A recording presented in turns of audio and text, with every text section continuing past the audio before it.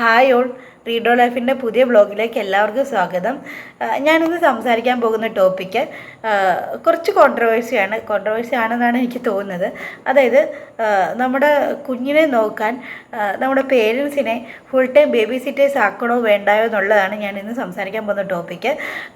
ഈ ഒരു ടോപ്പിക്ക് എടുക്കാനുള്ള കാരണം, ഞങ്ങൾ ടൂറൊക്കെ പോയപ്പം ഒരുപാട് ആൾക്കാർ നമ്മളുടെയൊക്കെ ചോദിച്ചിട്ടുണ്ടായിരുന്നു, നിങ്ങൾ എങ്ങനെയാണ് കുഞ്ഞിനെ മാനേജ് ചെയ്യുന്നത്, നിങ്ങൾ രണ്ടുപേരും ജോലിക്ക് പോയി കഴിയുമ്പോൾ എങ്ങനെയാണ് കുഞ്ഞിൻ്റെ കാര്യങ്ങൾ നോക്കുന്നത്, നിങ്ങളുടെ വീട്ടിൽ പേരൻസ് ഉണ്ടോ എന്നൊക്കെ ഉള്ളത്. അപ്പോൾ ആദ്യമേ തന്നെ പറയാം, ഞങ്ങളുടെ വീട്ടിൽ പേരൻസ് ആരുമില്ല, ഞങ്ങൾ 3 പേര് മാത്രമേ ഉള്ളൂ. ഞങ്ങൾ ജോലിക്ക് പോകുന്ന സമയത്ത് കുഞ്ഞിനെ അടുത്തുള്ള ഡേ കെയറിലാക്കിയിട്ടാണ് പോകുന്നത്.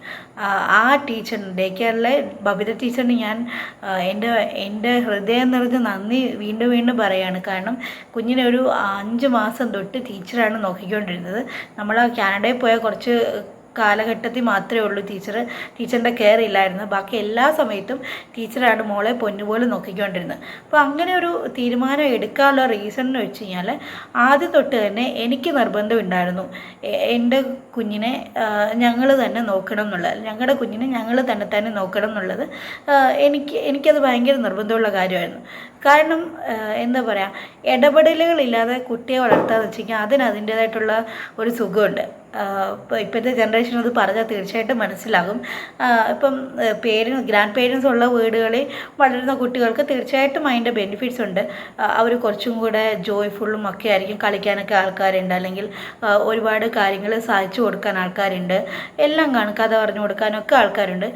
പക്ഷേ അവിടുത്തെ മാതാപിതാക്കൾക്ക് ചിലപ്പം ആ ഒരു ഇത് യോജിച്ച് പോകാൻ പറ്റിയെന്ന് വരത്തില്ല. കാരണം നമ്മളുടെ കുട്ടിയെ ഇടപെടലില്ലാതെ വളർത്തുക എന്ന് വെച്ച് കഴിഞ്ഞാൽ അത് കുറച്ച് ബുദ്ധിമുട്ടാണ്. അപ്പം പേരൻസ് നല്ലതിന് വേണ്ടിയിട്ടായിരിക്കും പറയുന്നത്, പക്ഷേ അത് നമുക്ക് ഐഡിയ ഓഫ് കോൺഫ്ലിക്ട്സ് ഉണ്ടാക്കാൻ സാധ്യതയുണ്ട്, പ്രത്യേകിച്ചും ഇന്നത്തെ കാലഘട്ടത്തിൽ. അപ്പോൾ അങ്ങനത്തെ ഒരു ഐഡിയ ഓഫ് കോൺഫ്ലിക്ട്സിനൊന്നും എനിക്ക് താല്പര്യമൊന്നും ഉണ്ടായിരുന്നില്ല. അപ്പം കാരണം നമ്മളുടെ സാഹചര്യം വളരെ ഡിഫറെൻ്റ് ആയിരുന്നു. ഇപ്പോൾ എൻ്റെ ജോലിയുടെ കാര്യം പറയാനാണെങ്കിൽ, എനിക്ക് പലപ്പോഴും 5:30 ഷിഫ്റ്റ് വരാറുണ്ട്.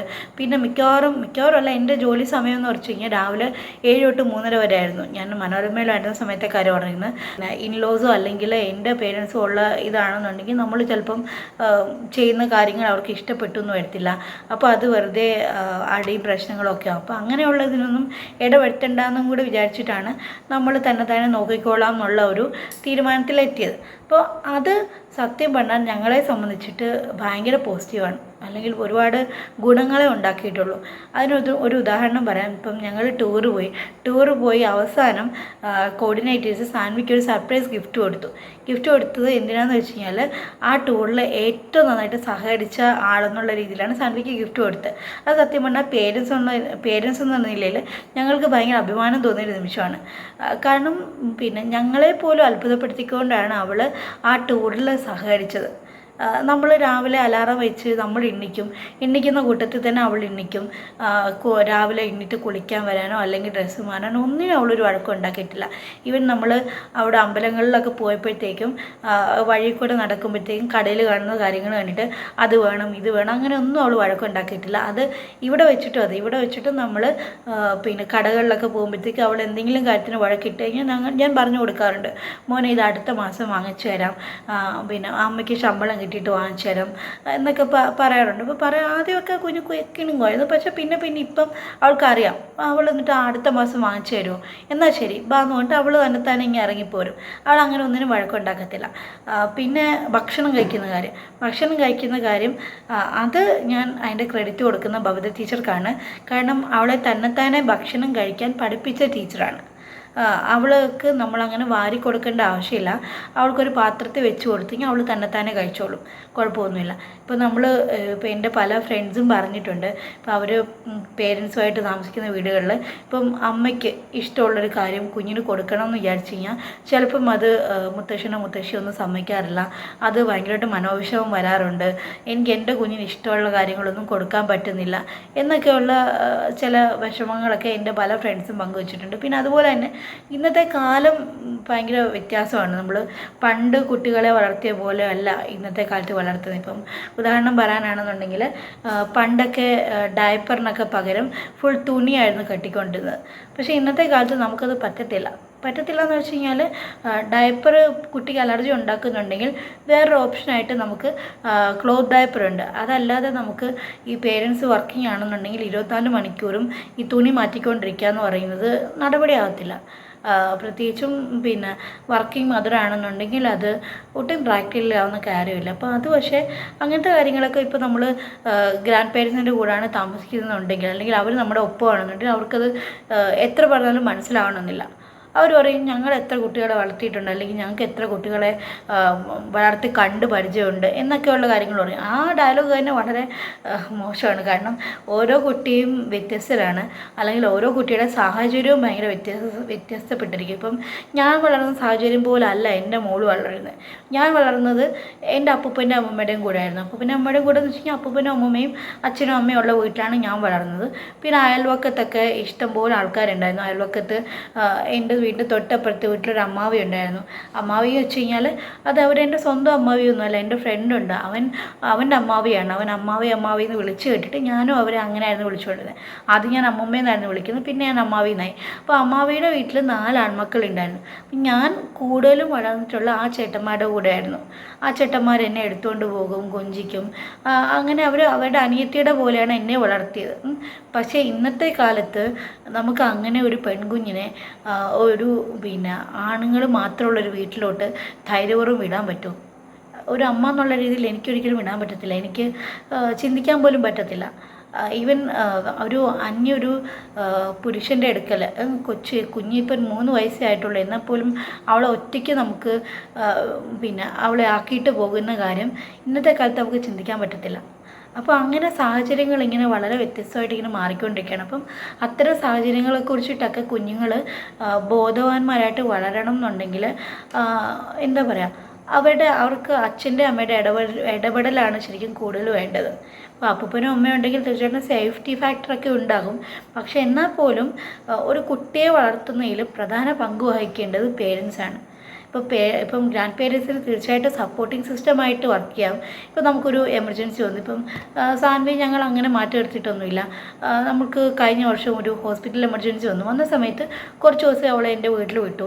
പിന്നെ അതുപോലെ ഇപ്പം ഉത്സവം നടക്കുകയാണ്. ഉത്സവം വന്നപ്പോഴത്തേക്ക് അച്ഛൻ ചോദിച്ചു മോളെ കൊണ്ടുപോയിക്കോട്ടെ എന്ന്. ഇപ്പോൾ ഒരു 3 ദിവസത്തെ കുഞ്ഞ് അവിടെയാണ്. അപ്പോൾ അങ്ങനെയുള്ള സാഹചര്യങ്ങളിലൊക്കെ നമുക്ക് കുഞ്ഞിനെ വിടാം. പക്ഷെ അല്ലാതെ അതിനപ്പുറത്തേക്ക് ഒരു ഫുൾ ടൈം ബേബി സിറ്റേഴ്സായിട്ട് നമ്മൾ ഗ്രാൻഡ് പേരൻസിനെ കാണുന്നതിനോട് എനിക്ക് വലിയ യോജിപ്പില്ല. കാരണം നമ്മളുടെ ഇഷ്ടപ്രകാരം നമ്മളുടെ ആ ഒരു താല്പര്യത്തിൻ്റെ പുറത്ത് ഭൂമിയിലേക്ക് വന്നവരാണ് നമ്മളുടെ കുഞ്ഞുങ്ങൾ എന്ന് പറയുന്നത്. അങ്ങനെയുള്ള കുഞ്ഞുങ്ങളെക്കുറിച്ചാണ് പറയുന്നത്. അപ്പം ആ കുഞ്ഞിനെ നോക്കേണ്ട ഉത്തരവാദിത്വം ഏറ്റെടുക്കേണ്ട പേരൻസാണ്. ഇപ്പം എൻ്റെ ഹസ്ബൻഡിൻ്റെ കാര്യം പറയുകയാണെങ്കിൽ പല ആൾക്കാരും പല പുരുഷന്മാരും പറയാറുണ്ട് ഞങ്ങൾക്ക് കുഞ്ഞിനെ എടുക്കാൻ പേടിയാണ്, കുഞ്ഞൊരു 6 മാസമോ അല്ലെങ്കിൽ 7 മാസമൊക്കെ ആയിട്ടാണ് ഞങ്ങൾ എടുത്തതെന്നൊക്കെ ഉള്ളത്. പക്ഷേ എൻ്റെ ഹസ്ബൻഡ് സാൻവി വളരെ കുഞ്ഞായിരുന്ന സമയത്ത് പോലും അവളെ എടുക്കുകയും പിന്നെ ഉറക്കുകയും ഒക്കെ ചെയ്തിട്ടുണ്ട്. അപ്പം എനിക്ക് സിസേറിയൻ ആയിരുന്നു, അപ്പോൾ എനിക്ക് അതിൻ്റെതായിട്ടുള്ള ബുദ്ധിമുട്ടുകളൊക്കെ ഉണ്ടായിരുന്നു. അപ്പം ആ സമയത്തൊക്കെ സാൻവിനെ ഉറക്കിയതും പിന്നെ രാത്രിയിൽ കുപ്പിപ്പാൽ കൊടുക്കുന്നതൊക്കെ ഹസ്ബൻഡായിരുന്നു.